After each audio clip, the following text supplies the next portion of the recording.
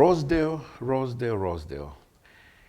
In my last episode, I did mention that Rosedale was like Moses and the burning bush. Um, the place he had met God, the place he had heard God calling him. Many years passing by, the feeling that this is where it all happened. For me, today when I talk about Rosedale, that's a feeling. Because there was a lot of growth, spiritual. Uh, I grew in many directions. First of all, my understanding of many things and the Word of God. It's not that the teachers were greater than others in other places, but the teachers at Rosedale were very committed. They were prayerful. They spent time on the Word. They spent time praying. They might not have been, charismatic and Pentecostal as I was, or as the African students were. But they were very clear about the Word of God and hearing the voice of God and serving Him. And for me, it was away from family, away from the normal things in life. It was a place to concentrate and to focus. And that really helped being away from all those things. It was like, fasting for months away from the busyness of life. It was a place God speak to me. In the morning, in the evening, in the afternoon, in the classrooms, in the chapel, it was God speak to me. And so we began early prayer meetings with my friends. Very soon we started lunch hour meetings. We would go for lunch and we would be in front of the line, quickly eat our lunch and run to a place we would point where we would be meeting. Sometimes we met in classrooms for prayers, or in the chapel, or in a trailer, somebody's trailer. Later on, a student by the name of Omolo, who came from Migori, joined us, and because he had his wife with him, they were given a trailer where they would be away from the other students. So we would go there to pray during lunchtime. Another cook, a hash burger, allowed us, because she was working in the kitchen, to say, why don't you go into my trailer and pray there? It was quiet. So we would go there, and then we would invite other students to come along and to pray with us. And then in the evenings, some weekends, Fridays, we would go for a kesha, an all-night prayer meeting.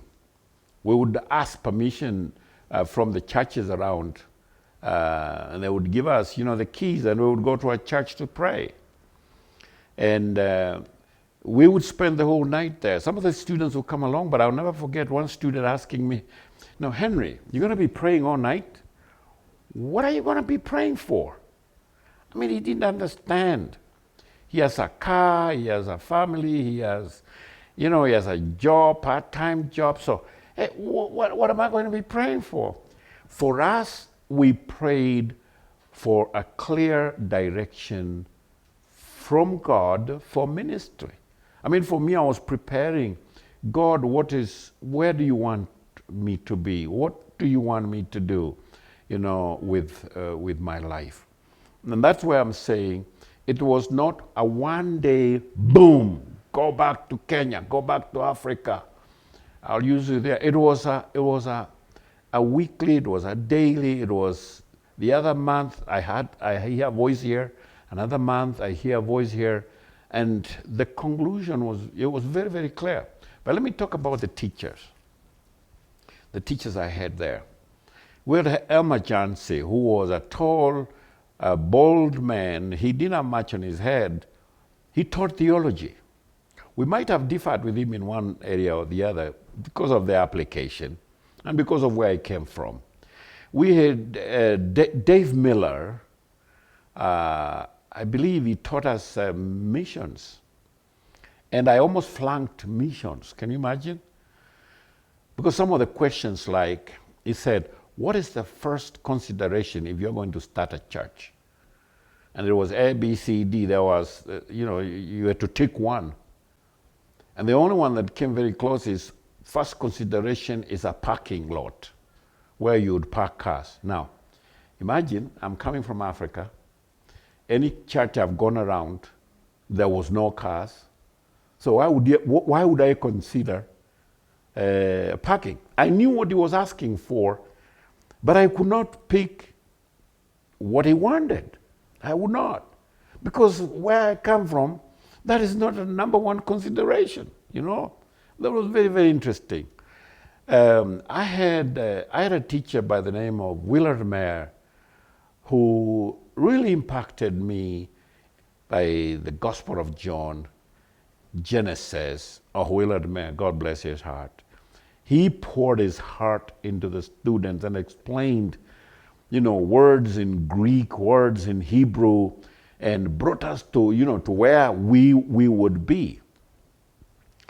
I can't mention all the teachers, but Walter Beachy was my history teacher. I took every class of history, church history there was, with Walter Beachy, because he would tell it and the students would be glued, they would not want to miss a sentence from Walter Beachy because of the way he would tell it. He would tell us churches those days where a preacher would come to sleep on the pulpit. He would let you sing. It was called the sleeping preacher or the dreaming preacher. The preacher would come and he'd sleep behind the podium, and you guys, you sing and you do your testimonies and you sleep until God gives him a message. Man, I thought some of them would take too long to wake up with a message.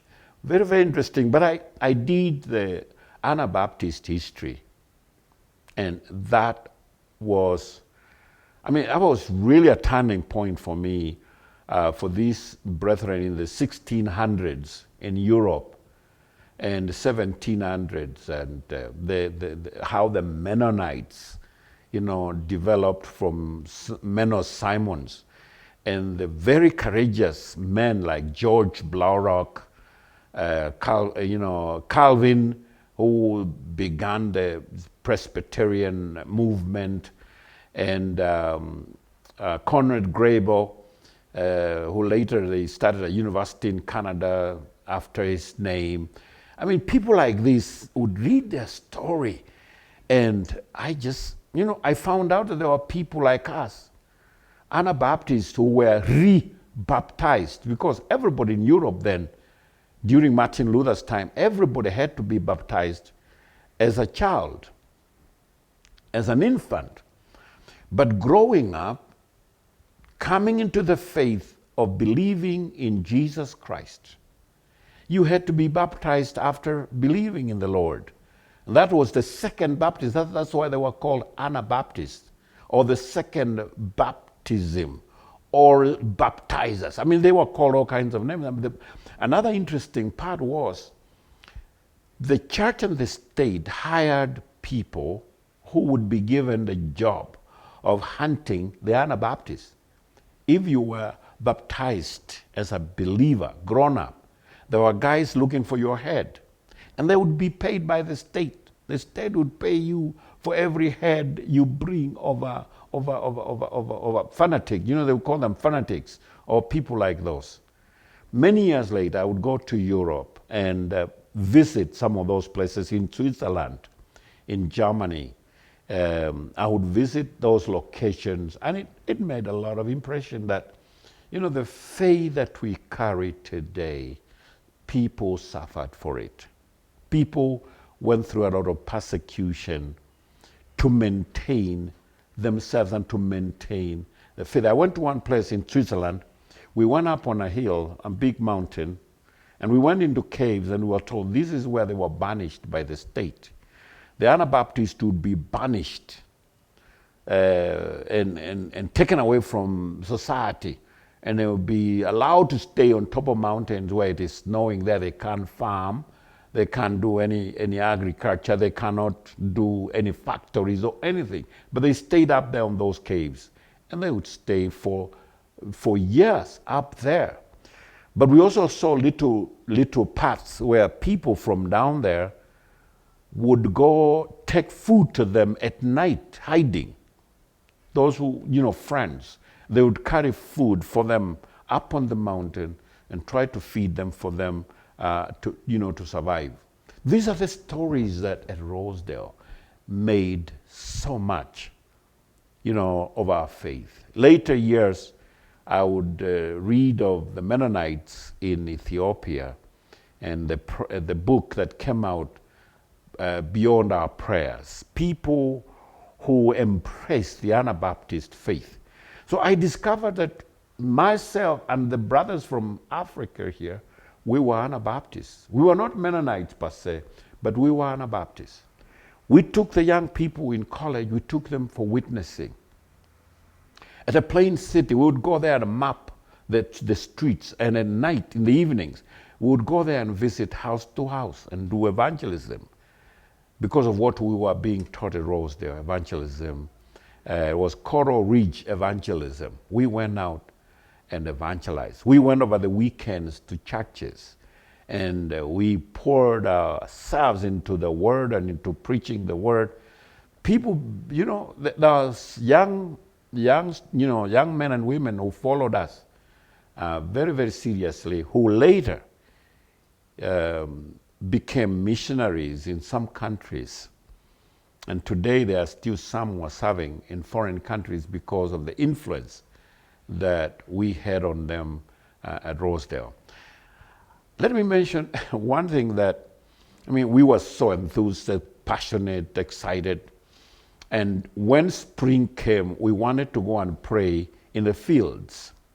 And summer, the month of April and May, as summer started coming in June, we would go to pray at the cornfields. And the corn, they plant them so straight because they use machines. We would go and just walk on the lanes. I walk on one, Ibrahim on the other, and Joseph and Chacha on the other, and we would just go one direction. And we would be calling out on God. The farmers one time came to complain at college.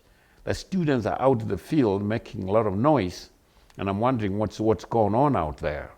It was very interesting. Another time, we were in the church praying at night, and we saw a police car with all the lights, blaring and coming, and he came out and knocked the door, and we went at the door, and he said, "What's going on here anyway?"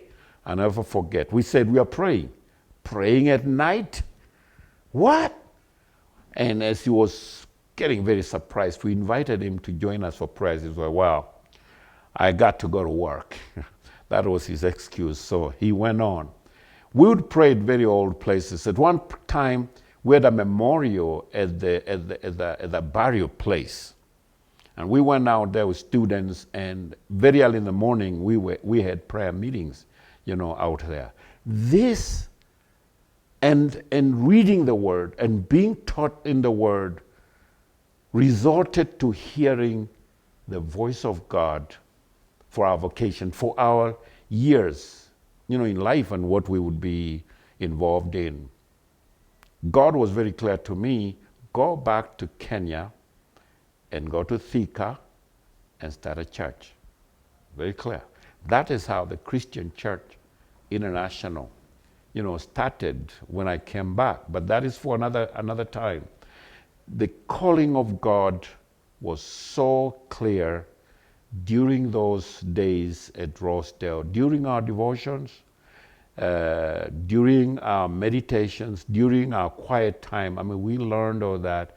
And any young man out there seeking the will of God for your future, these are some of the things that could help you. Studying the Word, finding time, quiet time, away from the business of life, away from all that, and listening and waiting from God.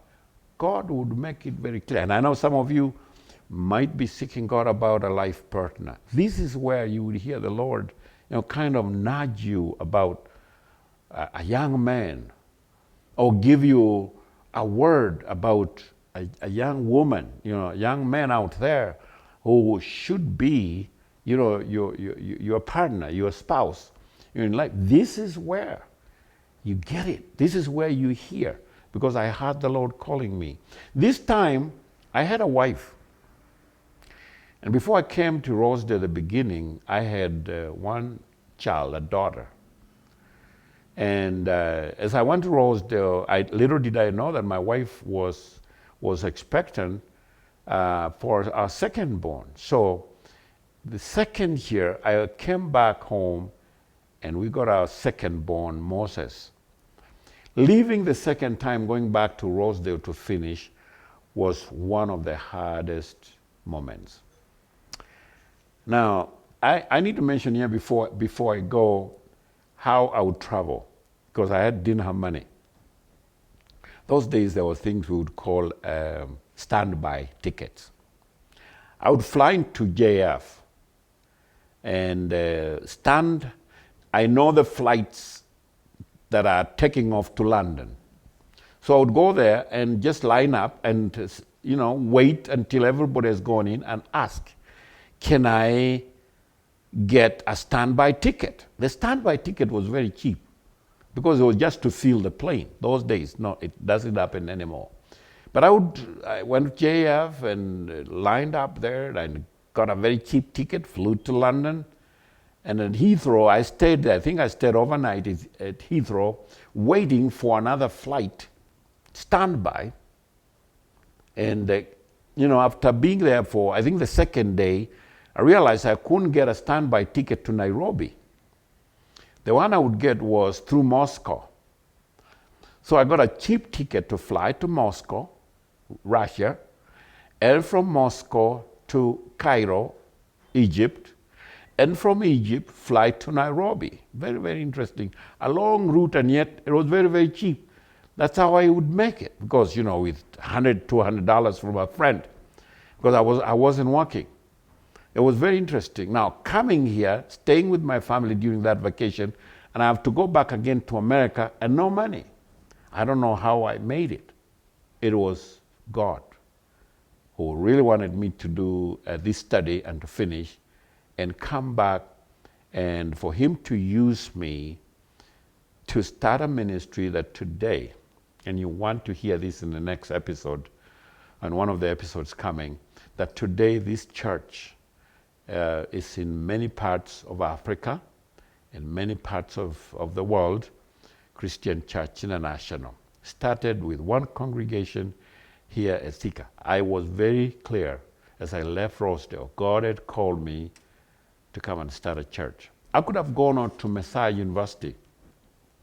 I had friends who were willing to help me. In fact, they had money to pay for me to go to Messiah University and do my bachelor's degree. Because at Rosedale, I only did 2 diplomas, a Christian education and a church history diploma.